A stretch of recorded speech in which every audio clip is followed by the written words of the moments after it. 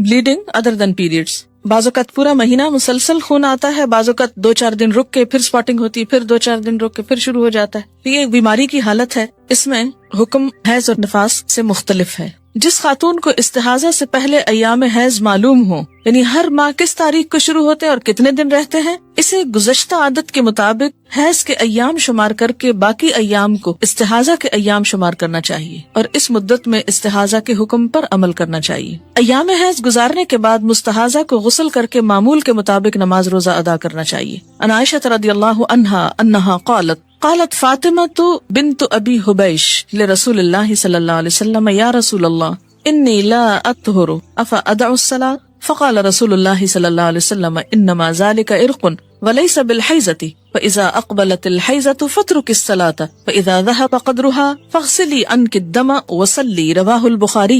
حضرت عائشہ رضی اللہ عنہا کہتی ہیں کہ حضرت فاطمہ بنت ابی حبیش رضی اللہ عنہا نے رسول اللہ صلی اللہ علیہ وسلم کی خدمت میں عرض کیا، اے اللہ کے رسول صلی اللہ علیہ وسلم، میں مہینہ بھر پاک نہیں ہوتی، کیا نماز چھوڑ دوں؟ آپ نے فرمایا یہ ایک رگ کا خون ہے، یعنی ایک وین سے آتا ہے، حیض کا نہیں، لہٰذا حسب عادت جب حیض شروع ہو تو نماز چھوڑ دو اور جب عادت کے برابر دن گزر جائیں تو خون دھو لو اور نماز پڑھو. اسے بخاری نے روایت کیا ہے. جس خاتون کو استحاضہ سے پہلے حیض کے ایام معلوم نہ ہو، یعنی حیض میں بے قاعدگی رہی ہو، کبھی جلدی کبھی دیر سے آتے ہوں یا کبھی 5 دن کبھی 8-9 دن ہو، اسے حیض اور استحاضہ کے خون کے رنگ میں فرق دیکھ کر حیض اور استحاضہ کے احکام پر عمل کرنا چاہیے. مستحاضہ کو ہر نماز کے لیے نیا وضو کرنا چاہیے، یہ اہم بات ہے. عن فاطمہ بنت ابی حبیش انہا کانت تستحاض فقال لها النبي صلى الله عليه وسلم اذا كان دم الحيض فانه دم اسود يعرف فاذا كان ذلك فامسكي عن الصلاه فاذا كان الاخر فتودئي وصلي فانما هو عرق. رواہ ابو داؤد والنسائی. حضرت فاطمہ بنت ابی حبیش رضی اللہ تعالی عنہ سے روایت ہے کہ وہ مریض تھیں.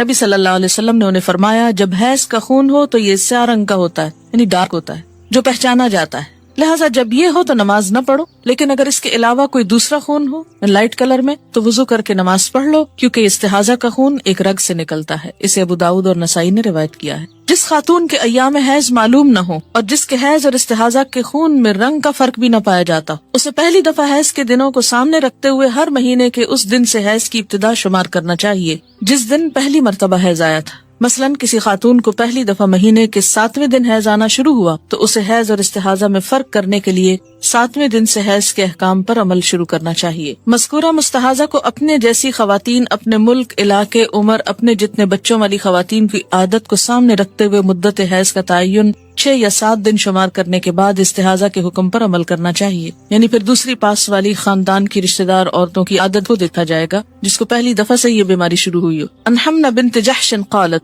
كنت استحاض حيضة كثيرة شديدة فأتيت النبي صلى الله عليه وسلم أستفتيه وأخبره فوجدته في بيت أختي زينب بنت جحش فقلت يا رسول الله صلى الله عليه وسلم إني استحاض حيضة كبيرة شديدة فما تأمرني فيها قد منعتني الصيام والصلاة قال أنعت لك الكرسف فإنه يذهب الدم قالت هو أكثر من ذلك قال فتلجمي قالت هو أكثر من ذلك قال فاتخذي صوبا قلت هو أكثر من ذلك إنما أثج سجا فقال النبي صلى الله عليه وسلم سآمرك بأمرين أيهما صنعت أجزأ عنك فإن قويت عليهما فأنت عالم فقال إنما هي ركزة من الشيطان فتحيدي 6 أيام أو 7 أيام في علم الله ثم اغتسلي فإذا رأيت أنك قد طهرت واستنقأت فصلي 24 ليلة أو 23 ليلة وأيامها وصومي وصلي فإن ذلك يجزئك وكذلك فافعلي كما تحيد النساء وكما يطهرن لميقات حيضهن وطهرهن. رواہ الترمذی. حضرت حمنہ بنت جحش رضی اللہ تعالیٰ عنہا کہتی ہیں کہ مجھے کثرت سے مسلسل استحاضہ کا خون آتا. میں نبی صلی اللہ علیہ وسلم سے مسئلہ دریافت کرنے کے لیے حاضر ہوئی. اب آپ کہیں گے کہ لو اس عورت کو شرم نہیں آئی کہ آپ سے ایسی باتیں کر رہی ہے جا کر. آپ دیکھیے کہ جس طرح ایک ڈاکٹر کے پاس جا کر، ایک طبیب کے پاس جا کر انسان اپنی بیماری کا ذکر کرتا ہے اور اس سے دوا یا علاج میں مشورہ لیتا ہے، تو اسی طرح ایک روحانی معالج کے پاس جا کر اپنے دین کے مسائل کے بارے میں فتویٰ لینے میں حرج نہیں. اور خاص طور پر اللہ کے رسول صلی اللہ علیہ وسلم سے جب تک اس بات کی وضاحت نہ ہوتی تو کوئی خاتون بھی اس قابل نہ تھی کہ ان باتوں کے جواب دیں. سوال پوچھتی ہے، میں نے عرض کیا اللہ کے رسول صلی اللہ علیہ وسلم مجھے استحاضہ کی بیماری ہے اور خون بڑی کثرت سے مسلسل آتا ہے جس نے مجھے نماز روزے سے روک رکھا ہے، اس کے بارے میں آپ کا کیا حکم ہے؟ آپ نے فرمایا میں تمہیں روئی استعمال کرنے کی ہدایت کرتا ہوں کیونکہ وہ خون چوس لیتی. حضرت حمنہ نے عرض کیا خون تو اس سے زیادہ ہے. آپ نے ارشاد فرمایا کہ روئی کے اوپر یعنی کپڑا کس لیا کرو. میں نے عرض کیا اس سے بھی زیادہ ہے. آپ نے فرمایا پھر کپڑا ہی استعمال کرو. میں نے عرض کیا وہ اس سے بھی زیادہ ہے، بہت زیادہ جاری ہوتا ہے. تب آپ صلی اللہ علیہ وسلم نے فرمایا میں تمہیں 2 باتوں کا حکم دیتا ہوں، ان دونوں میں سے جس پر چاہو عمل کر لو، وہ تمہارے لیے کافی ہوگا، اور اگر دونوں پر عمل کرو تو تمہاری مرضی. استحاضہ شیطان کی ٹھوکر میں سے ایک ٹھوکر ہے، جبکہ حیض تو تمہیں 6 یا 7 دن ہی آتا ہے. ان دونوں کا علم اللہ ہی کے پاس، لہٰذا ان 6-7 دنوں کے بعد غسل کرو. جب محسوس کرو کہ اس غسل کی وجہ سے پاک صاف ہو گئی ہو تو 23 یا 24 روز نماز روزہ کرو، یہ تمہارے لیے کافی ہوگا. اور پھر ہر ماہ اسی طرح کر لیا کرو جیسا کہ حیض والی عورتیں حیض کے وقت کرتی ہیں اور پاک عورتیں پاکیزگی کے وقت کرتی ہیں. اسے ترمذی نے روایت کیا ہے. استحاضہ وہ خون ہوتا ہے جو ایام حیض کے بعد خاکی یا زرد رنگ کا جاری ہوتا ہے. یہ ایک مرض ہے. جب عورت اپنے حیض کی عادت کے دن پورے کر لے پھر اسے غسل کر کے نماز شروع کر دینا چاہیے، کیونکہ خون استحاضہ کا حکم خون حیض کے حکم سے مختلف ہے. مستحاضہ پاک عورت کی طرح ہے. ایام حیض کے بعد غسل کر کے نماز شروع کرے. ہاں یہ بہت ضروری ہے کہ ہر نماز کے لیے نیا وضو کرے. ترمذی کی روایت کے آخر میں آتا ہے اور اگر تجھ سے ہو سکے کہ تاخیر کرے تو ظہر کی اور جلدی کرے عصر میں، پھر نہائے جب پاک ہو تو حیض سے اور نماز پڑھے ظہر اور عصر کی، پھر دیر کرے مغرب میں اور جلدی کرے عشاء میں، اور نہا کر اکٹھا پڑھ لے دونوں نمازیں اور ایک غسل کرے تو صبح کو، اور ایسا ہی کرتی رہے اور روزے رکھتی رہے. پھر فرمایا رسول اللہ صلی اللہ علیہ وسلم نے کہ دونوں باتوں میں سے یہ مجھے زیادہ پسند ہے. یعنی ایک تو یہ کہ حیض کا خون ختم ہونے کے بعد ایک دفعہ نہا لیا جائے اور پھر ہر نماز کے لیے تازہ وضو کیا جائے، اور دوسرا یہ کہ ہر 2 نمازوں سے پہلے نہا لیا جائے، وضو کر لیا جائے اور نمازیں اکٹھی کر لی جائیں، اور فجر کی نماز کے لیے بھی اسی طرح الگ سے نہا لیا جائے اور نماز ادا کر لی جائے. اور اس طریقے کو آپ صلی اللہ علیہ وسلم نے یعنی ہر 2 نمازوں سے پہلے نہانے والے طریقے کو زیادہ پسند فرمایا. مستحاضہ غسل کرنے کے بعد تمام عبادات معمول کے مطابق ادا کر سکتی. عن عائشہ رضی اللہ عنہا ان النبی صلی اللہ علیہ وسلم اعتکف معه بعض نسائه وهي مستحاضة رواہ البخاری.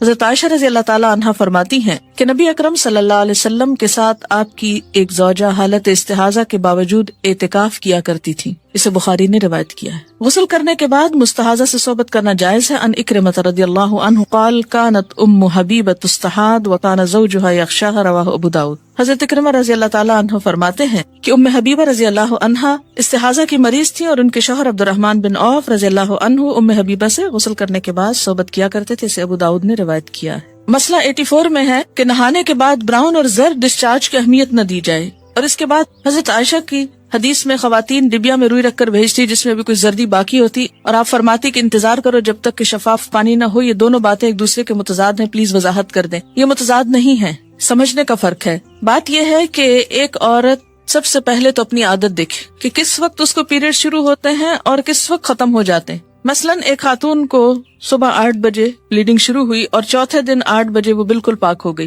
اور یہی اس کی عادت ہے عموماً 1-2 گھنٹے کے اوپر نیچے فرق سے. اب اس نے نہا لیا، ظہر پڑھ لی، عصر پڑھ لی، مغرب پڑھ لی، کچھ بھی نہیں تھا، بالکل صاف تھی کہ عشاء کی نماز کے وقت اس نے دیکھا کہ یلوش ڈسچارج ہے تھوڑا سا. تو اب یہ سارا دن پاک رہنے کے بعد اگر تھوڑا سا یلوش ڈسچارج نظر آتا ہے تو یہ کنسیڈر نہیں کیا جائے گا، دوبارہ نہانے کی ضرورت نہیں، نماز پڑھیں. لیکن ایک عورت ابھی پوری طرح پاک ہی نہیں ہوئی اور ابھی ڈسچارج ہو رہا ہے، ریڈ تو نہیں لیکن براؤن اور یلوش ہو رہا ہے، اور ابھی پاکی ہوئی نہیں، تو ایسے میں وہ نہائے مت جب تک کہ وہ وائٹ ڈسچارج نہ دیکھ لے. تو یہ 2 مختلف باتیں، یعنی جب وائٹ ڈسچارج دیکھنا شروع کر دیں اور آپ نہا چکے اور 1 دن کے بعد پھر آپ یلوش دیکھیں تو کنسیڈر نہ کریں. لیکن ابھی وائٹ ہوا ہی نہیں شروع اور یلوش کنٹینیو کر رہا ہے تو جب تک وائٹ نہ آ جائے تو آپ نہائیں گے نہیں. سمجھ گئے بات؟ سوال ہے اگر رات کو عشاء کے بعد وطر نہ پڑھیں کہ تہجد کے وقت پڑھ لیں گے، اس دوران حیض آ جائے تو کیا بعد میں وطر کی قضا پڑھیں گے؟ جی ہاں، وطر کی قضا پڑھیں گے. یا مثلاً آپ نے ارادہ کیا کہ آپ تہجد پڑھیں گے، اتفاق یہ ہوا کہ آپ کی آنکھ نہیں کھلی، تو آپ کیا کریں؟ فجر کی سنتیں پڑھنے سے پہلے وطر پڑھ لیں. لیکن اگر بھول گئے تو پھر کیا کریں؟ دن کے کسی حصے میں اس کی قضا پڑھ لیں. دبر کیا ہوتا ہے؟ اینس کو ANUS پیٹھ کو کہتے ہیں. اگر شلوار پر ایک سپاٹ حیض کا لگا ہو، واشنگ مشین میں دوسرے کپڑوں کے ساتھ کیا اس کو دھو سکتے ہیں؟ ایسا نہ کیجیے، اس کے داغ کو الگ سے اتار کر واشنگ مشین میں ڈالیے، اور اگر آپ نے اس کو دھونا ہے تو یا تو الگ دھوئیے تاکہ سارے کپڑوں میں نجاست نہ پھیلے، اور اگر بھول کے ایسا کر بیٹھے اور ہو گیا تو سارے کپڑوں کو اچھی طرح پاک کر لیجئے. اور پاک کرنے کا طریقہ کیا ہے کہ کم از کم 3 دفعہ ان کو اس طرح دھویا جائے کہ سارا اس میں سے پانی نچوڑ لیا جائے, اور آخری مرتبہ جب وہ پانی نچڑے تو وہ صاف نظر آنا چاہیے. اگر کسی کو نماز کے دوران بلیڈنگ شروع ہو جائے تو کیا اس نماز کی قضا بھی ادا کی جائے گی؟ جی ہاں, اس لیے کہ نماز جب ایک دفعہ شروع کر دی جاتی تو بیچ میں اگر وہ ٹوٹ جائے تو اس کی قضا لازم ہوتی, اور ٹوٹنے کی وجہ کوئی بھی ہو سکتی. عام وجوہات کے علاوہ زور سے ہنس پڑنا, کہکا لگانا جو ہے یہ بھی نماز توڑ دیتا. مثلا آپ نے نفل نماز شروع کی, آپ نماز پڑھ رہے تھے کہ وضو ٹوٹ گیا, کوئی بھی وجہ ہو سکتی ہے وضو ٹوٹنے کی, آگے آئیں گی وجوہات. تو اس میں کیا ہے کہ اب آپ یہ نہیں کہہ سکتے اچھا نفل ہی پڑھ رہی تھی نا, خیر ہے اب چلو چھوڑو. نہیں, جب آپ نے ایک نماز شروع کر لی اور وہ بیچ میں کسی وجہ سے فاسد ہو گئی تو دوبارہ وضو کر کے یا پاک ہونے کے بعد اس نماز کو ادا کیجیے, اس کو توڑ چڑھائیے, جس کو کہتے ہیں نا سرے لگانا. نفل ہو, فرض ہو, سنت ہو, وتر ہو, تہجد ہو, کچھ ہو, اس سے کوئی فرق نہیں پڑتا کہ وہ نفل ہے یا فرض ہے. اسی طرح روزہ ہے, مثلا رمضان میں آپ نے روزہ رکھا اور آپ کا ٹوٹ گیا روزہ بیچ میں, تو آپ کو قضا رکھنی ہوگی, خواہ ایک لمحہ پہلے ہی کیوں نہ ہو.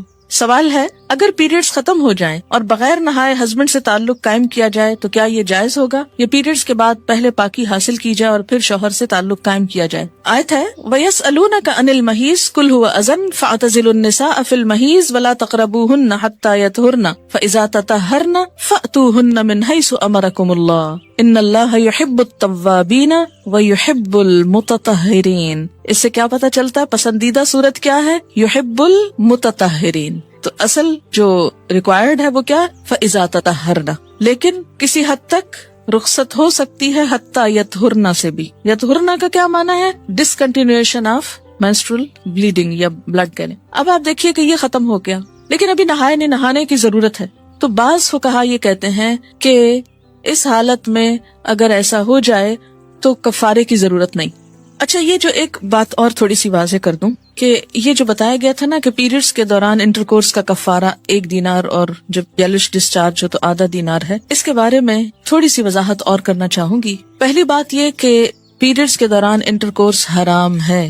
اگر کوئی اس کو حلال جانے تو وہ حرام کا مرتکب ہوگا. امام نووی یہاں تک کہتے ہیں کہ وہ مرتد ہے کیونکہ اس کی حرمت قرآن سے ثابت ہے. اگر کوئی کہے کہ نہیں حرام نہیں حلال ہے تو اس کے لیے بہت سخت الفاظ آئے ہیں. اگر کوئی جان بوجھ کر کرے, حرام تو سمجھتا ہے لیکن جان بوجھ کے کر لیا, کیا فرق پڑتا ہے؟ یہ گناہ کبیرہ ہے. لیکن امام مالک, ابو حنیفہ, احمد اور شافی کی ایک روایت میں آتا ہے کہ کفارہ نہیں. اس کے برعکس عطا, ابن ابی ملیکہ, شابی, نخی, مکھول, زہری, ابو الزناد, ابو ایوب سختیانی, سفیان ثوری اور لیث بن سعد کا قول ہے کہ اس پہ کفارہ واجب ہے. کفارہ ایک بردے کا آزاد کرنا یعنی غلام آزاد کرنا, اور باقی لوگوں نے کہا کہ 1 دینار یا آدھا دینار صدقہ کرنا ہے. اور دلیل ان کی ابن عباس کی حدیث ہے, جو شخص اپنی عورت سے حالت حیض میں جمع کرے وہ 1 دینار صدقہ دے یا آدھا دینار. لیکن یہ حدیث بعض کے نزدیک صحیح کے درجے پر نہیں, تو اس لیے اس مسئلے میں اختلاف ہوا. یعنی گناہ کبیرہ تو ہے لیکن جہاں تک کفارہ دینے کا تعلق ہے تو اس میں دوسری رائے بھی میں نے آپ کو بتا دی ہے. اب آپ دیکھیں کہ اگرچہ حدیث صحیح کے درجے پر نہیں, اسی وجہ سے علماء میں اختلاف ہوا, لیکن بات یہ ہے کہ گناہ کبیرہ کا اگر کفارہ کسی حسن درجے کی حدیث سے بھی یا اس سے کم درجے کی حدیث سے بھی ثابت ہوتا ہے تو اس میں یہ کہ احتیاط کا تقاضا یہی ہے کہ انسان دنیا میں ہی ایسے گناہوں کا کفارہ دے تاکہ آخرت میں پکڑ نہ ہو. کفارہ اصل میں کیا ایک طرح کا فائن ہوتا ہے نا کہ انسان نے اللہ کی حد توڑی. قرآن میں اللہ تعالیٰ منع کر رہے ہیں فَاعْتَزِلُوا النِّسَاءَ, چھوڑو عورتوں کو فی الْمَحِیضِ, اس حالت میں الگ ہو جاؤ ان سے, مت ستاؤ ان کو. تو اس میں اب یہ ہے کہ بار بار اگر کفارہ دینا پڑے تو بہت ساری چیزوں کی ایک طرح سے پیش بندی جاتی. ٹھیک ہے نا. عورت کے لیے نماز کی قضا حیض میں نہیں تو پھر روزے کی قضا کیوں ہے؟ کیوں کا جواب یہ ہے کہ نبی صلی اللہ علیہ وسلم نے ایسا فرمایا ہے. کیا یہ جواب کافی؟ یہ کافی ہونا چاہیے ایک مسلمان کے لیے کہ آپ صلی اللہ علیہ وسلم نے ایسا ہی فرمایا ہے. اب یہ ہے کہ جب ہم اس پر راضی ہو جائیں آپ کے فرمان پر تو اگلی بات یہ کہ ہم حکمت تلاش کریں کہ اس کی کیا وجہ ہو سکتی ہے. اس کی ایک وجہ یہ ہو سکتی ہے کہ نماز تو سارا سال چلتی رہتی اور ہر مہینے میں اگر 5-6 دن یا 10 دن کوئی نماز نہیں پڑھتا اور اگر اس کو کہا جائے کہ تم قضا پڑھو اور 10 دن وہ بعد میں قضائیں پڑھتی رہے اور پھر نئے سرے سے ایک سلسلہ شروع ہونے کا وقت آ جائے تو زندگی حرام ہو کے رہ جائے. یا اسی طرح نفاس کی حالت میں 40 دن نماز نہیں پڑھی, اس کے بعد جی اب پاک ہو گئے, اب نمازیں شروع کرو اور ساتھ بچے کو دودھ بھی پلاؤ اور اس کی نجاست بھی صاف کرو اور ساتھ پچھلی نمازیں بھی قضا کرو. کس قدر مصیبت ہو جاتی. لیکن روزہ رکھنے میں ایک تو یہ کہ اتنی مشکل نہیں ہوتی، دوسرا یہ کہ سال میں ایک دفعہ آتے ہیں، وہ 5-6 روزے پورے سال میں رکھنا دوبارہ ایسا مسئلہ نہیں ہے جتنا یہ کہ 5-6 دن کی نمازیں قضا دہرانا. ٹھیک ہے. پیریڈ سے پہلے جو ڈسچارج ہوتا ہے اس کے لیے کیا رولز ہوں گے؟ جب تک بلیڈنگ نہ شروع ہو اس سے پہلے اگر تھوڑا بہت یلوش 1-2 دن پہلے ہلکا پھلکا ہے تو اس کو کنسیڈر نہیں کریں گے، کیونکہ وہ ایک طرح سے اسی روایت کے تحت آ جائے گا جس میں یہ کہ پیریڈز کا جو خون ہے وہ کیا ہے، سرخ رنگ کا یا سیاہ رنگ کا تھک ہوتا ہے. لیکن اگر مثلاً اس میں 2-3 گھنٹے کا فرق ہے، تھوڑا سا ڈسچارج شروع ہو گیا پھر اس کے بعد ریڈش شروع ہوا تو وہ ڈسچارج بھی پیریڈ میں کنسیڈر ہوگا. لیکن اگر 2-3 دن پہلے، ہفتہ پہلے ایسی کوئی چیز شروع ہو جاتی تو وہ نہیں. جہاں تک میں نے پڑھا ہے کہ مومن کبھی ناپاک نہیں ہوتا، تو حیض کی حالت میں قرآن دیکھ کر پڑھنے سے منع کرنے کی کوئی حدیث ہے؟ صحیح حدیث ایسی کوئی نہیں ہے، اور اسی لیے تو یہ اختلاف ہے. اگر صحیح حدیث ہوتی تو اختلاف ہی نہ ہوتا. پیریڈز کے دوران استنجا کیا جا سکتا ہے، وائی ناٹ؟ جب یہ کہا گیا کہ حضرت زین کی خادمہ قرآن کو غلاف میں لاتی تو اس کا مطلب ہوا کہ قرآن کو پکڑنا بھی کپڑے سے چاہیے، عربی ٹیکسٹ کو ہاتھ بھی کپڑے یا گلوز سے لگائے. جی ہاں، یہ تو انڈرسٹوڈ ہے، اس میں تو کوئی نئی چیز نہیں. استحاضہ شیطان کی ٹھوکر میں سے ایک ٹھوکر، اس سے کیا مراد ہے؟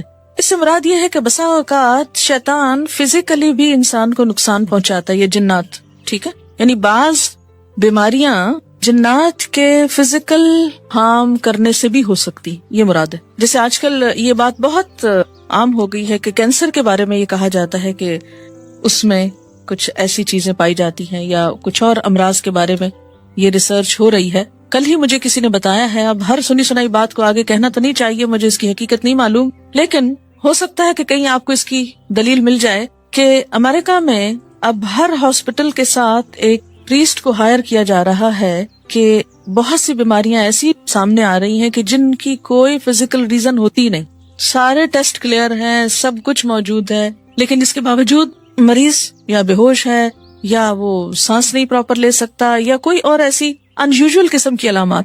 تو اس میں تجربات سے یہ ثابت ہوا ہے کہ بسا اوقات ان پہ بائبل کے کچھ حصے پڑھے گئے یا کچھ جنتر منتر پڑھے گئے تو وہ درست ہو گئے.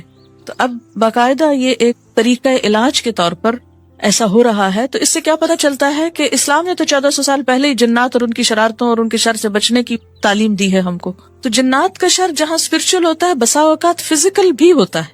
بعض اوقات آپ نے دیکھا ہوگا کہ آپ سوئے میں اور آپ پر ایسا بوجھ پڑ رہا ہے کہ آپ اٹھ نہیں پا رہے ہوتا. بعض اوقات یکایک کوئی درد اٹھتا ہے، حالانکہ اس کی کوئی لوکل ریزن نہیں پتہ چلتی. اور جنات جو ہے انسان کے جسم میں بہت آسانی سے داخل ہو جاتے ہیں، بالکل ایسے جیسے دیوار کو پار کر لیتے بغیر کسی مشکل کے. اصل حقیقت تو اللہ ہی جانتا ہے، لیکن چونکہ حدیث میں آیا اس لیے ہم یقین کرتے ہیں. یہ بتا دیں کہ جو لوگ کپڑا استعمال کرتے ہیں، خاص کر ماسیاں، وہ کہتی ہیں کہ پھینکنا نہیں چاہیے، اس کو دھونا چاہیے، اور نہ دھوئیں تو بہت گناہ ہے. گناہ کی بات کہتے ہوئے تو میں ذرا جھجکوں گی، لیکن بات یہ ہے کہ 2-3 وجوہات سے اس بلڈ کو ڈسٹرائے کرنے کا اہتمام کرنا ضروری ہے. نمبر 1 تو یہ کہ نجاست ہے. اپنی نجاست کو کسی بھی انسان کے لیے، خواہ وہ سرونٹ سے کیوں نہ ہو، اس کے لیے کھلا چھوڑ دینا، کیا یہ انسانیت ہے؟ بتائیے مجھ کو. بعض لوگ ٹوائلٹس میں جاتے ہیں، پبلک ٹوائلٹس میں فلش نہیں کرتے. ایک بہت کامن مصیبت ہے ہمارے معاشرے میں. کوئی بھی ایمان والا بندہ، کیونکہ طہارت نصف ایمان ہے، اپنی نجاست خواہ وہ کسی قسم کی ہو دوسروں کے لیے کھلی چھوڑ دے گا، کیونکہ اس میں صرف کسی دوسرے کی نجاست کو نگاہوں سے دیکھنے سے بھی اذیت پر تکلیف ہوتی. ایسا نہیں کرنا چاہیے. اس لیے اس بلڈ کو دھو کر بہا دینا چاہیے. ٹیپ کے نیچے رکھے، تھوڑی دیر کے بعد بہہ جائے گا. اسی طرح اگر کوئی ایسا موقع نہ ہو تو کسی نہ کسی لفافے وغیرہ میں پیڈز ڈال کر پھینکنے چاہیے. ایک اور وجہ یہ ہے کہ یہ بات ریپیٹڈلی سننے میں آئی ہے کہ جو لوگ جادو کے لیے چیزیں استعمال کرتے ہیں کسی کی، ان میں ان کے بال، ناخن، کیونکہ جسم کا حصہ ہوتا ہے نا، یعنی کسی کے اوپر جادو اثر کرنے کے لیے ضروری ہوتا ہے کہ اس کے جسم کا کوئی حصہ ملے. تو جہاں بالوں کو کہتے ہیں احتیاط سے پھینکیں، جہاں ناخنوں کو احتیاط سے پھینکیں، وہاں پر خواتین کا جو حیض کا خون ہے اس کو بھی ڈسٹرائے کرنے میں احتیاط برتیں، کیونکہ غلط قسم کے جو جادو ہوتے ہیں اس میں نجس خون استعمال ہوتا ہے. یعنی نجس خون استعمال کیا جاتا ہے لکھنے میں یا کسی بھی طرح اس عمل کے اندر.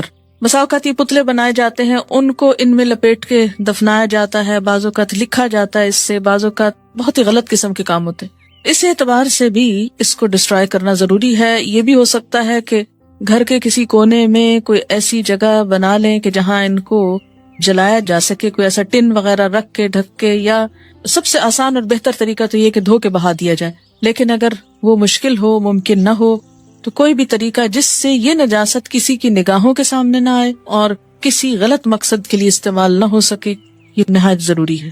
میں نے صحیح بخاری میں پڑھا تھا کہ اگر دوران صحیح خون آ جائے تو صحیح ختم نہ کریں، پوری کر دیں، کیونکہ حج قریب ہے، اس کو کنفرم کر کے بتائیں۔ جی ہاں، اس میں یہ کہ اگر 3 چکر ہو گئے، 4 ہو گئے تو باقی بھی گزرنا ہی ہے اصل میں، تو بجائے اس کے کہ فوراً نکل جائے اس کو پورا کر لیں۔ یعنی ایک شخص کا بیچ میں ہونا اور بات ہے، اور بذات خود مسجد کے اندر آ کر پھر یہ کام شروع کرنا اور چیز ہے۔ ہم نے بچپن سے آج تک یہی سنا کہ حیض کی ناپاکی اگر کپڑے پر لگ جائے تو اس حصے کے دھونے کے بعد پورے کپڑے کو 3 بار دھو کر پاک کریں۔ ایسی کوئی تکلیف دہ بات نہیں ہے، اس لیے اب آپ طریقہ بدل لیں۔ اور اس کا طریقہ یہ بتایا جاتا ہے کہ پورے کپڑے پر پانی بہائیں، پھر اسے اچھی طرح نچوڑیں، یعنی جتنی طاقت ہو نچوڑ کر سارا پانی نکالیں، پھر اسی طرح دوسرا، پھر اسی طرح تیسری دفعہ کریں۔ بعض لوگوں کا تو کہنا ہے کہ پانی کا آخری قطرہ تک نچوڑنا ضروری ہے، پھر کپڑا پاک ہوگا۔ تو وہ جو خود اپریٹ ہو جاتا ہے اس کا کیا ہوگا؟ وہ بھی تو نکل ہی جاتا ہے نا، اس کے اندر تھوڑا رہتا ہے۔ عموماً واش روم میں ایسے کپڑے پاک کیے جاتے ہیں، تو کیا اس سے واش روم کا فرش بھی نہ پاک ہو جائے گا؟ اس میں یہ ہے کہ چھینٹے نہ اڑائیں، کسی ٹب یا ٹیپ کے آگے رکھ کر اس کو دھو کے بہا دیں، اور پھر اگر مثلا سنک یوز کیا یا کوئی اور جگہ یوز کی ہے تو اس کو اچھی طرح بعد میں وم لگا کر یا مٹی سے کسی بھی چیز سے دھو ڈالیں تاکہ اس کی نجاست چلی جائے۔ یہ نہ ہو کہ اس میں نجس چیز لگی ہوئی ہو، کوئی اور آئے اور وہاں وضو کرنے کھڑا اور وہ پانی اچھل کے سارا اس کے کپڑوں پہ جا پڑے۔ خدا کے لیے ایسے کام نہ کریں۔ اور اسی طرح کسی ایسی ٹیپ کے نیچے بھی مت دھوئیں کہ جس سے وہ سارا دھوتے ہوئے پانی آپ کے کپڑوں پہ اور دیواروں پہ پڑ رہا ہے اور سارا کچھ نجس ہو رہا ہے۔ اور اگر ایسا کچھ ہو گیا ہے تو لوٹے سے سب کچھ پھر پانی بہا کے اس کو صاف کر دیں، جیسے وہ پیچھے حدیث میں پڑھا ہے کہ بدو نے پیشاب کر دیا تو آپ نے کہا پانی کا ڈول بہا دو۔ پیریڈز ختم ہونے پر وائٹ تھک ڈسچارج نکلتا ہے جو 3 دن تک خارج ہوتا ہے۔ کیا ہر نماز کے ساتھ نیا وضو کرنا ہوگا؟ جی ہاں، جب بھی ڈسچارج ہو، خواہ وائٹ ہو یا یلوش ہو، تو اس میں دوبارہ وضو کرنا ہوگا۔ اور اگر کپڑوں پر لگ جائے تو کیا کپڑے ناپاک ہو جائیں گے؟ تو اس میں کیوں لگ جائے؟ احتیاط برتیں، جب پتہ ہے ایسا ہوتا ہے تو کچھ نہ کچھ استعمال کریں کہ جس سے سارے کپڑے ناپاک نہ ہو۔ ناپاک کپڑے پہن کے پھرنا ساری طبیعت کو مقدر کر دیتا ہے، انسان کے باقی کاموں میں رکاوٹ ہوتی۔ حیض میں بے قاعدگی ہو، 10 دن بعد بھی حیض آئے اور رک رک کر آئے، مثلا 2 دن نہیں آئے پھر آنا شروع ہو گیا، 4 دن بند رہا پھر 3-4 دن شروع ہو گیا، اس طرح 15-20 دن تک ہوتا رہا، نماز کا حکم کیا ہوگا؟ یہ بڑا اہم مسئلہ ہے جو عام طور پر مینوپاز شروع ہونے کے بعد خواتین کو پیش آتا ہے۔ ٹھیک، اس میں کیا ہوگا؟ پھر وہی استحاضہ والی حدیث سامنے رکھی جائے گی کہ جن دنوں میں پیریڈز کی بلیڈنگ جیسا خون نکلے اور پچھلی عادت کے مطابق ہو، ان دنوں کو پیریڈز شمار کیا جائے گا اور باقی دنوں کو استحاضہ شمار کیا جائے گا، کیونکہ کوئی حیض 15 دن تک جاری نہیں رہتا۔ بچے کی پیدائش سے پہلے کب تک نماز پڑھنے کا حکم ہے؟ مثلاً واٹر بیگ پھٹ جائے کئی گھنٹوں پہلے یا بلیڈنگ شروع ہو جائے۔ مجھے کسی نے بتایا کہ بچے کے پیدا ہونے کے بعد سے نماز چھوٹتی ہے، مجھے معلوم نہ تھا، میں نے بچوں کی پیدائش میں اس وقت سے نماز چھوڑ دی جب ڈسچارج شروع ہوا، اب میں کیا کروں ان نمازوں کا؟ اس میں یہ ہے کہ جب واٹر بیگ پھٹ جائے تو آپ سمجھیں کہ ولادت بالکل قریب ہے اور اس وقت سے نمازیں جو ہے وہ چھٹ جائیں گی۔ جو پہلے ڈسچارج تھوڑا بہت ہوتا ہے اس سے نماز نہیں چھٹتی، کیونکہ وہ نفاس کا حصہ نہیں ہوتا، نفاس ولادت کے بعد ہی شروع ہوتا ہے۔ اگر کسی کی عادت حیض جب شروع ہو تو 3 دن تک کی ہو، پھر عمر بڑھنے کے ساتھ 5 دن ہو جائے، جو بھی ہو اصل چیز عادت شمار ہوگی، ٹھیک ہے؟ اور اس کا کلر، استحاضہ کے پرابلم میں انسان کے ساتھ کئی دفعہ ایسا ہوتا ہے کہ پیریڈز کا یا سپاٹنگ کا ٹرینڈ بدلتا رہتا ہے۔ میں نے یہ سب احادیث پڑھی ہیں مگر کئی بار فیصلہ کرنا بہت مشکل ہو جاتا ہے، اس لیے مجھے معلوم ہے کہ کئی بار مجھ سے اس میں غلطی ہوئی ہوگی جبکہ نیت نہ تھی۔ اس کا کفارہ کیا ہے؟ اس میں یہ کہ شک دور کرنے کے لیے نماز دہرا لی جائے۔ حالت طہر کی مدت جیسا کہ آپ دیکھ رہے ہیں، آپ صلی اللہ علیہ وسلم کی حدیث میں کیا ہے، کتنے دن بتایا گیا ہے؟ 23-24 دن، ٹھیک ہے؟ بیچ کا وقفہ جو ہے 23-24 دن کا اس حدیث سے پتہ چلتا ہے۔ لیکن بعض لوگوں کے پیریڈز 10 دن تک ہوتے ہیں تو ان کا وقفہ طہر جو ہے وہ کم ہو جاتا ہے، مثلاً 20 دن ہوتا ہے، پھر دوبارہ پیریڈز شروع ہو جاتے ہیں۔ اس میں آپ دیکھیے کہ ہر ملک، علاقے، خاندان، مزاج سے فرق پڑ جاتا ہے۔ مثلاً کئی بار 10 یا 12 دن پیریڈز کے بعد کلین بات لیں، پھر 4 دن بعد پھر بلیڈنگ سٹارٹ ہو تو کیا کرے؟ وہ استحاضہ شمار ہوگی، ٹھیک ہے؟ اس طرح اگر 15 دن بعد ہو تو کیا کریں؟ چونکہ فقہی کتب میں طہر کی کم از کم مدت 15 دن بتائی جاتی ہے۔ کیا اس کا مطلب ہے کہ 15 دن کے بعد آنے والے پیریڈز کو استحاضہ نہ سمجھا جائے گا؟ اگر وہ حیض کی طرح کا ہے تو حیض سمجھا جائے گا، اگر محض سپاٹنگ سی ہو رہی ہے تو وہ پھر استحاضہ شمار ہوگا۔ یعنی اصل چیز اس میں علامات ہیں، نہ کہ صرف ڈیز۔ استحاضہ کی وجہ سے انسان کی عبادات بہت افیکٹ ہوتی ہیں، گلٹ رہتی ہے، یہ بالکل درست ہے، لیکن یاد رکھیے کہ جہاں تکلیف ہوتی ہے وہاں اجر بھی ہوتا ہے۔ تو جب کبھی بھی ایسی کوئی حالت بے چینی کا سبب ہو، تکلیف کا باعث ہو، صبر کرتے ہوئے اللہ سے بہترین اجر کی امید بھی رکھیں اور وسوسے کا شکار ہوئے بغیر اپنی عبادت جاری رکھیں۔ حیض کے خون کے بارے میں چاہوں گی کہ تھوڑا سا اگر آپ میڈیکل پوائنٹ آف ویو سے ان علامات کو جو بھی ہم نے پڑھی ہیں اگر مزید واضح کر سکیں تو ذرا مزید آسانی ہو جائے گی کہ کس طرح ڈٹرمن کریں پیریڈز کو. اس میں یہ ہے کہ 3 مہینے تک شروع میں کیلنڈر ساتھ رکھیں اور نشان لگاتے جائیں. 3 مہینے میں عادت عموماً ڈٹرمن ہو جاتی ہے, پتہ چل جاتا ہے, اور خاص طور پر اس صورت میں جب شروع سے استحاضہ کی بیماری بھی ساتھ ہی شروع ہو جائے. عام حالات میں جب نارمل کیس ہے تو وہاں تو کوئی پرابلم نہیں ہوگا کہ 3 دن عادت بنی یا 4 دن بنی.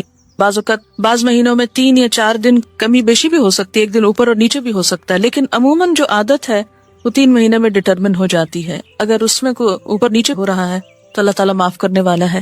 2 چیزیں اگر آپ ذہن میں رکھیں تو بہت سی مشکل آسان ہو جائے گی.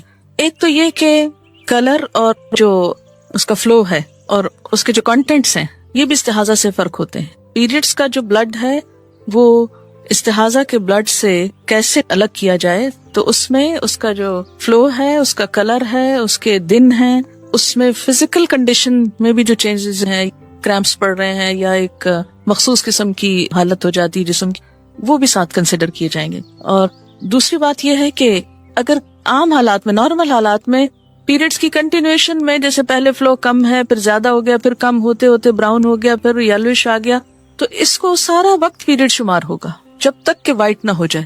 لیکن اگر ایک دفعہ وائٹ ہونے کے بعد 1-2 دن کے پھر تھوڑا بہت یلوش یا براؤنش ہوتا ہے تو اس کو کنسیڈر نہیں کیا جائے گا. کسی نے بہت اچھا لکھا ہے کہ عورت کے حیض کے سسٹم کے نتیجے میں ہی ایک دن وہ ماں بنتی ہے. جو کمی عبادت میں ان دنوں میں ہوتی ہے وہ ماں کو 3 درجے باپ سے زیادہ دے کر اللہ تعالیٰ پوری کر دیتے ہیں.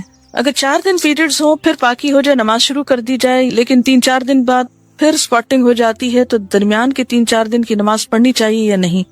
نماز پڑھنی چاہیے. وہ جو بعد کے 3-4 دن کی اسپاٹنگ ہے وہ پھر استحاضہ میں شمار ہوگی. حیض کے دوران کیا طلاق ہو جاتی ہے؟ جی طلاق تو ہو جائے گی, بس رجوع کرنے کے لیے کہا گیا. مینوپاز شروع ہونے کے بعد, یہ مینوپاز ہوتا ہے جب عورت ایک فرٹیلیٹی کی عمر سے گزر جاتی ہے تو پھر اس کے پیریڈز ختم ہونے لگتے ہیں آہستہ آہستہ اور بہت بے قاعدگی ہو جاتی ہے دوبارہ. کبھی کبھار 1 سال بعد حیض آتا ہے, کبھی 6 مہینے بعد, کبھی ہر مہینے 7 دن. تو وہ کیا کرے؟ اس میں پھر اپنی عادت کو دیکھے کہ اس کی عادت کیا تھی, کیونکہ مینوپاز کے بعد یا اس دوران بعض اوقات ایک دفعہ شروع ہوتا تو ختم ہونے کا نام نہیں لیتا اور تھوڑی تھوڑی اسپاٹنگ ہوتی رہتی, اور بعض اوقات کیا ہوتا ہے کہ ہوتا ہی نہیں. تو جب ہوتا نہیں تو پاک ہے آپ, اور اگر ہوا اور ختم نہیں ہو رہا تو اس میں صرف اتنے دن آپ پیریڈز کے شمار کریں جو پچھلی زندگی میں عادت رہ چکی ہے, باقی اسپاٹنگ کو اگنور کریں, نہا کے نماز شروع کر دیں. اگر استحاضہ حیض سے پہلے تو کیسے فرق کریں؟ وہی جس طرح بعد میں, یہ جو ہم نے پہلے بات کی تھی نا کہ پیریڈز کے دنوں میں جو انٹرکورس کے بعد, اس کے بارے میں ڈاکٹر زبیدہ کو دوں گی کہ اور کیا اس کے سائیڈ افیکٹس ہو سکتے ہیں. قرآن کی اگر آیت پہ غور کریں کہ یسألونک عن المحیض قل ھو اذن, کہ آپ سے حیض کے بارے میں پوچھتے ہیں, آپ کہہ دیجئے کہ یہ اذا ہے.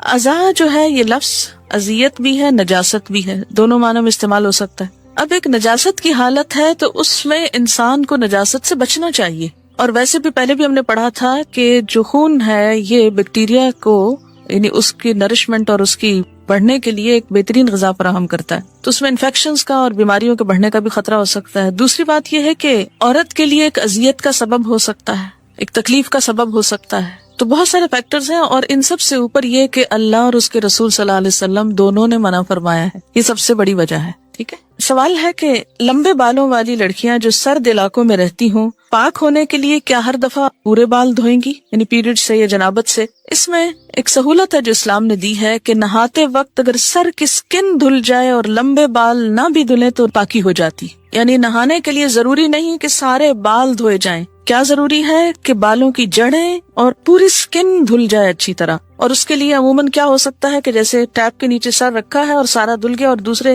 ہاتھ سے بال پکڑے ہوئے اور پھر ان کو جڑے کی شکل میں لپیٹ کے اوپر شاور کیپ پہن لی جائے تو وہ سمٹ بھی جاتے ہیں اور سوکھے بھی رہ جاتے ہیں اور سکن دھل بھی جاتی ہے. سکن کا کوئی حصہ کانوں کے گردن کے آگے پیچھے سر کا یہ نہیں خشک ہونا چاہیے. بالکل انہوں نے درست فرمایا کہ اگر میڈیکلی کوئی ہارم ہے یا نہیں, سب سے بڑی بات یہ کہ اللہ اور اس کے رسول صلی اللہ علیہ وسلم نے منع کیا ہے, اس لیے وہ کام نہیں کرنا چاہیے.